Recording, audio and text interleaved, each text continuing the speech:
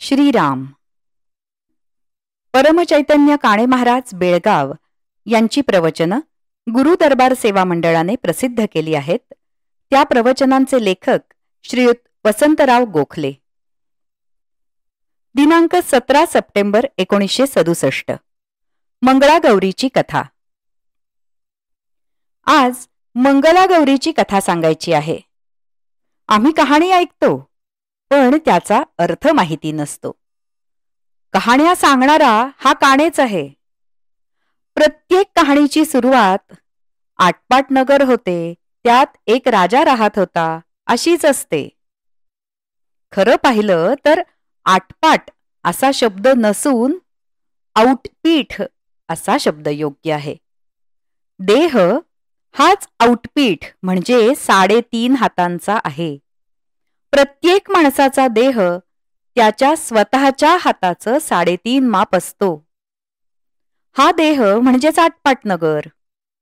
नगर याचा अर्थ नगर म्हणजे विष, तेव्हा विषमय नसणारे ते नगर असा अर्थ.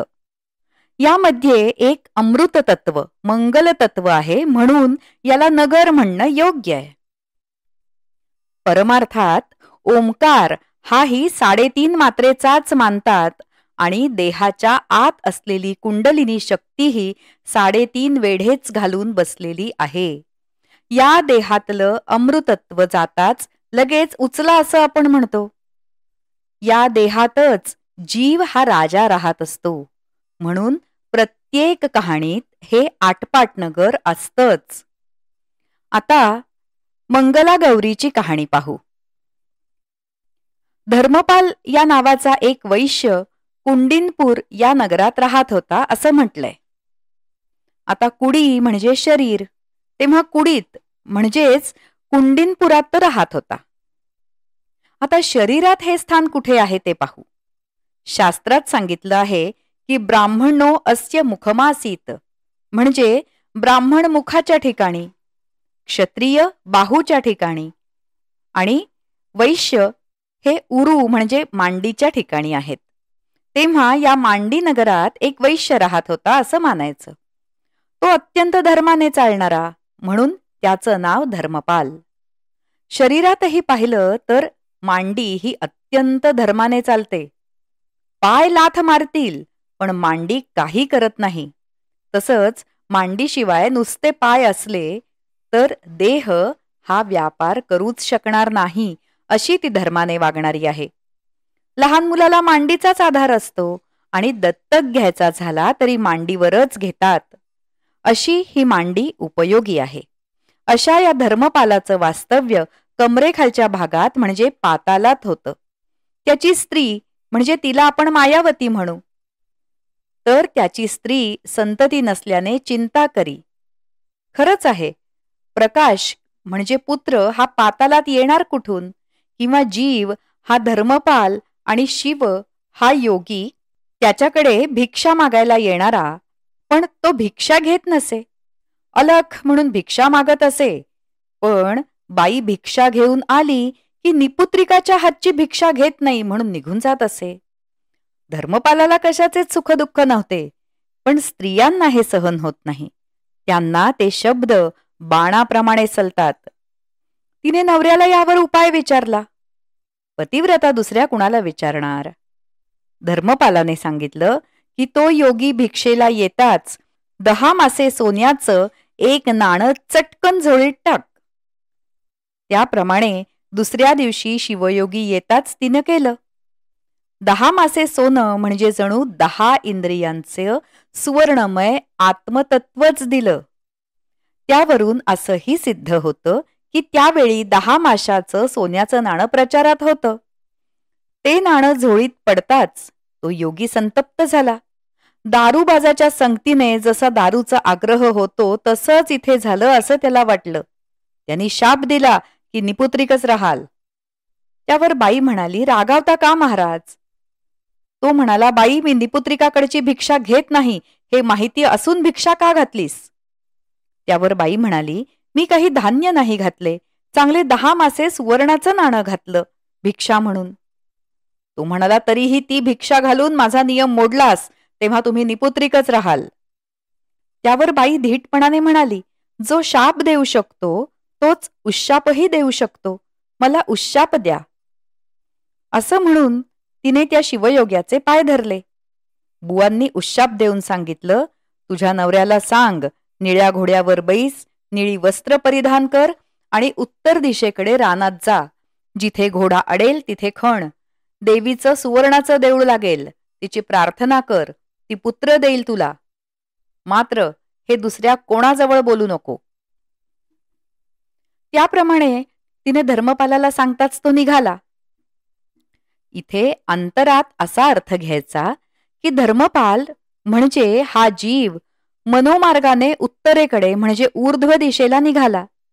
इंद्रिय म्हणजेच घोडे, त्यावर आरूढ होऊन जीव निघाला. इंद्रियांचं प्रमुख मन, त्यालाच अंतरात पाणी म्हणतात. त्याचा निलिमा इंद्रियांना मिळून ते निळे घोडे झाले आणि त्या अंतराकाशाचा निलिमा हीच जीवाने घेतलेली निळी वस्त्र. तर असा त्याचा उत्तरेकडे सूक्ष्मात प्रवास सुरू झाला. ठेच लागली की घोडा अडतो, त्याप्रमाणे त्याला ठेच लागताच हा थांबला आणि उतरून खणायला सुरुवात केली. शिवयोग्याच्या आज्ञेप्रमाणे एकटंच जायचं, कोणाशीही बोलायचं नाही, म्हणून तो एकटाच आला होता आणि खणण्याचं साहित्यही बरोबर होतच. इकडे इंद्रियांचाही स्वैरसंचार हा ठेच लागल्याशिवाय थांबत नाहीच, मग ती जाग्यावर येतात. आता जीवानं खणलं कुठे, तर मूलाधार चक्रापाशी खणलं, म्हणजे सूक्ष्मात प्रवेश केला. शरीराची जी शिवण आहे तिथेच जवळ मूलाधार चक्र आहे. त्या चक्राचं लम हे बीज आहे. लमच्या एका टोकाशी भगवती देवी आणि दुसऱ्या टोकाशी मागे गणपती आहे आणि द्वाराशी 9 सोंडांचा ऐरावत झुलत आहे. हत्तीच असण्याचं कारण वासनांची शक्ती अशीच प्रचंड आहे. 9 सोंड्यांचा ऐरावत हे त्या जीवेंद्राचं वैभव आहे. देऊळ खणलं याचा अर्थ ते चक्र जागृत केलं, सूक्ष्मात प्रवेश केला. पण भगवती जाग्यावर नव्हती. भगवती म्हणे तिच्या मित्राकडे गेली होती. तिचा मित्र म्हणजे कोण, तर भक्त, उपासक. तेव्हा दुसऱ्या उपासकाकडे ती गेली होती असा अर्थ घ्यायचा. हा देवीचं ध्यान करीत स्तुती करीत बसला. थोड्या वेळाने म्हणजे तासा 2 तासाने देवी परत आली. तिने धर्मपालाला बसलेलं पाहिलं आणि म्हणाली, का आलास, मुलगा मिळणार नाही. त्यावर तिला त्याने स्वस्थानावर विराजमान वाहण्याची विनंती केली आणि मग पूजा स्तुती आरंभली. त्यावर भगवती माता प्रसन्न झाली, म्हणाली, चटकन उत्तर दे. 10 वर्ष वयाचा चमकणारा मुलगा हवा की 100 वर्ष वयाचा मूर्ख मुलगा हवा, सांग.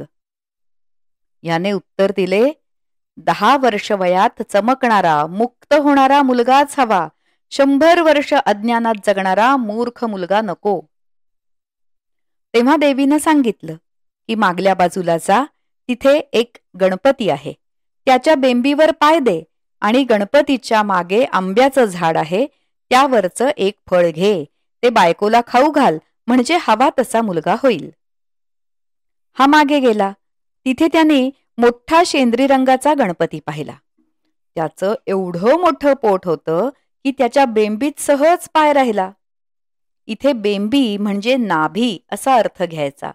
नाभी म्हणजे भिवू नकोस आणि न भीता वरती चढ असं सांगितलं. म्हणजेच तुझ्या हातात आम्रफल म्हणजे अमृतफल येईल. त्याप्रमाणे हा गेला, म्हणजे आणखी सूक्ष्मात प्रवेश झाला. पण वर चढताच फसला. उत्तम फळं पाहून भुलला आणि पोटभर फळं खाल्ली आणि मोठभर घेतली. खाली उतरून पाहिलं तर मोठेत एकच फळ होतं. तिथे वासनांची मोठ असा अर्थ घ्यायचा. वासनांची मोठ कधी भरतच नाही, कारण त्या तृप्त होतच नाहीत. आणि वासना तरी का उठल्या, तर वासनेशिवाय संतती कशी होणार. तसंच इथे गणपती म्हणजे गणानाम त्वाम गणपती म्हणजे इंद्रियांचा गणांचा प्रमुख.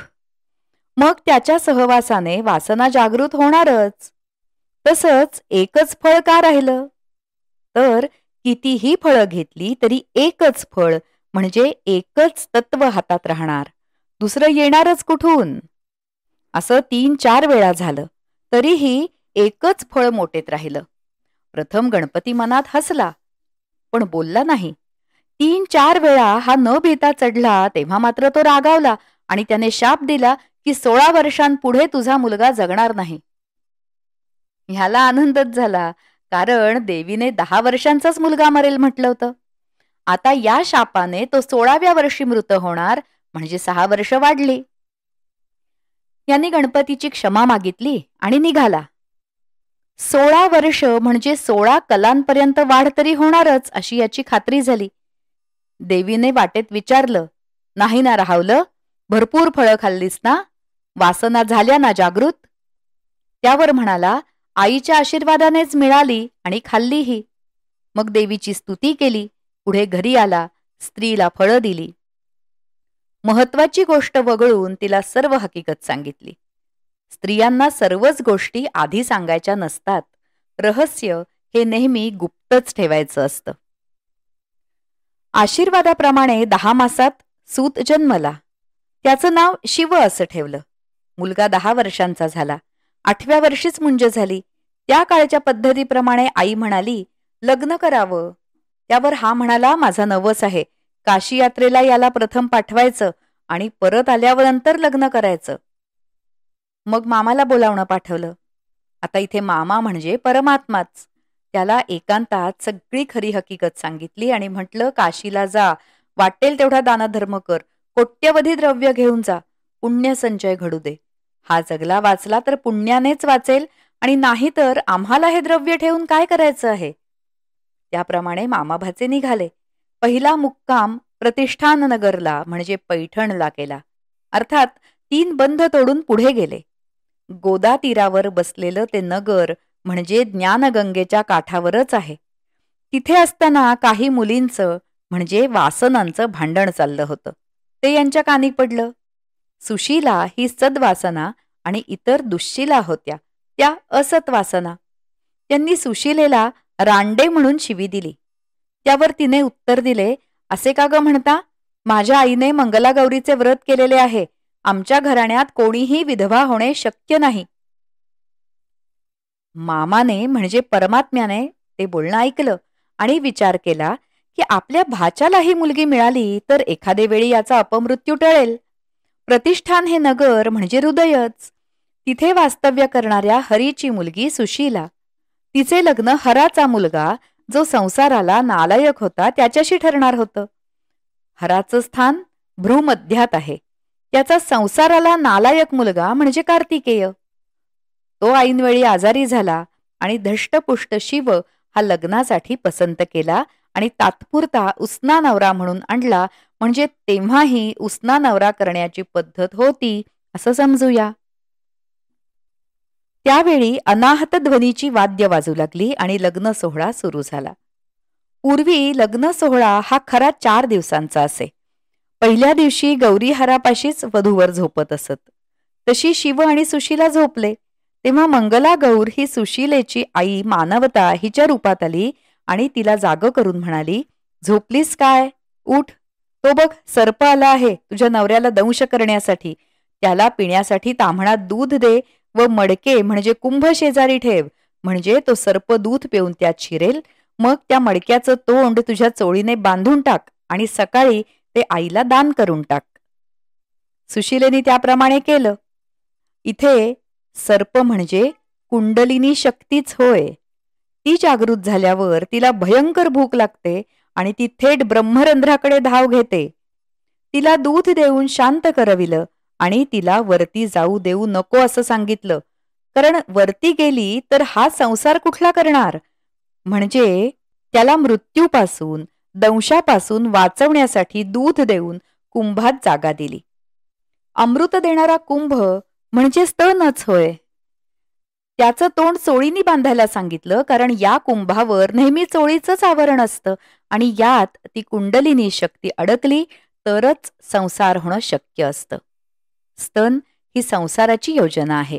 एरवी कुंडलिनी जागृत होताच फू फू करून येते आणि सर्व रक्त खाऊन टाकते आणि मग पुढे अमृत ओकते. पण ज्ञान झाल्यावर मग त्याला संसार कसला? सुशीलेने त्याप्रमाणे केलं. सकाळी तो शिव जागा झाला. त्याला भूक लागली होती. सुशीलेने गौरीहरातला लाडू त्याला खायला दिला आणि पाय धुतले. सोन्याचं ताम्हण भांड दिलं. आपली अंगठी त्याला दिली आणि त्याची अंगठी आपल्या बोटात घातली.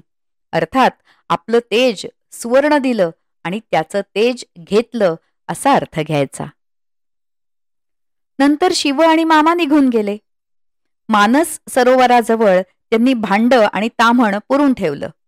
पुढे विश्वेश्वराचं दर्शन घेऊन मग त्यांनी ऋषिकेशला ब्रह्मरंध्राजवळ सर्व ऋषींचं दर्शन घेऊन कोट्यवधी रुपयांचा दानधर्म केला आणि परत यायला निघाले. दानाने आयुष्य वाढतं, मृत्यू टळतो म्हणून दान केलं. इथून पुन्हा विश्वेश्वराचं दर्शन घेतलं. इथपर्यंत मृत्यूलोकच आहे, म्हणजे यमाचं राज्य आहे. इथे 16 कला शिवाच्या पूर्ण झाल्या. 17वी जीवनकला या पुढची आहे, ती अजून प्राप्त झाली नव्हती. त्यावेळी शिवाचं डोकं दुखू लागलं. डोकं दुखू लागलं की मनुष्य झोपतो. त्यावेळी 2 यमदूत त्याचे प्राण हरण करायला आले. त्याबरोबर मंगलागौर, कुंडलिनी, जगाची शक्ती, भगवती गदा तलवार घेऊन धावली. दोघांचं युद्ध झालं. त्यात यमदूत हरले आणि निघून गेले. मामाला शिवाने सर्व स्वप्न सांगितलं. मामांनी ओळखलं की आपलं काम झालं. मग दोघे परत यायला निघाले. इकडे सकाळी हराचा मुलगा आला, पण सुशीला म्हणाली, हा नव्हे माझा नवरा, याच्याशी मी नाही खेळ करणार. तेव्हा तो मुलगा निघून गेला. पूर्वीच्या काळी मुलगा मुलगी लहान असत, त्यामुळे खेळ खेळत असत. त्यामध्ये मुलाच्या ताकदीची, युक्तीची आणि मुलीच्या चाणाक्षपणाची ही परीक्षा असे. मुलाची डाव्या हाताची मूठ मुलीने दोन्ही हातांनी सोडवायची, सुपारी शोधून काढायची. मुलीच्या दोन्ही हातांची मूठ मुलाने एका हाताने सोडवायची, इत्यादी खेळ खेळत असत. असो, सुशीलेने ते मडकं आईला म्हणजे मानवतेला दान केलं. आईने पाहिलं तर त्यात मोत्याचा हार मिळाला. तो तिनं सुशीलेलाच अर्पण केला, कारण मोत्याचाही लोभ नव्हता तिला. मोती म्हणजे मुक्तीच प्राप्त झाली. मग त्यांनी अन्नछत्र सुरू केलं. काशीला जाणारे आणि येणाऱ्या सर्वांचे पाय धुवायचे.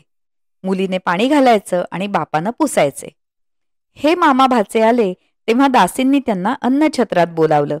ते म्हणाले, आम्हाला अन्नछत्र काय करायचं? तो निरोप सुशीलेला कळताच तिने म्हटलं, हेच ते मामा भाचे. मग त्यांना वाजत गाजत आणवलं. पाय धुताना हिने अंगठी ओळखली. मग खूण पटली आणि पटवली. त्यांनीही ताम्हण भांड आणलं.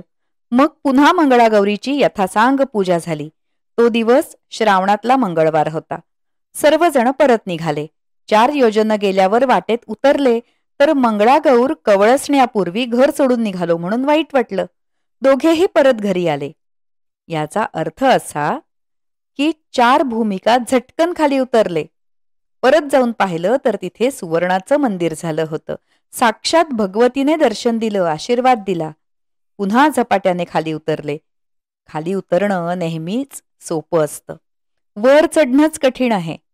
सासू सासऱ्यांचं दर्शन घेतलं.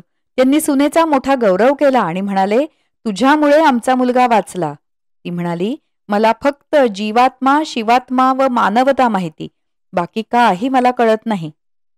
तेव्हा सर्वांनी मंगलागौरीचा हा अर्थ ओळखावा आणि स्त्रियांनी या मंगलतत्वाची, या भगवती कुंडलिनी शक्तीचीच पूजा करावी. तिला जागृती आणावी, म्हणजे मंगलागौर जागवायची आणि मानवतेच्या रूपात आलेली मंगळागौर जाणून मानवता हीच श्रेष्ठ हे जाणायचं. हल्ली मानवता मानवता म्हणून शंख मारतात, पण खरी मानवता कोणची हे कोणालाच माहिती नाही.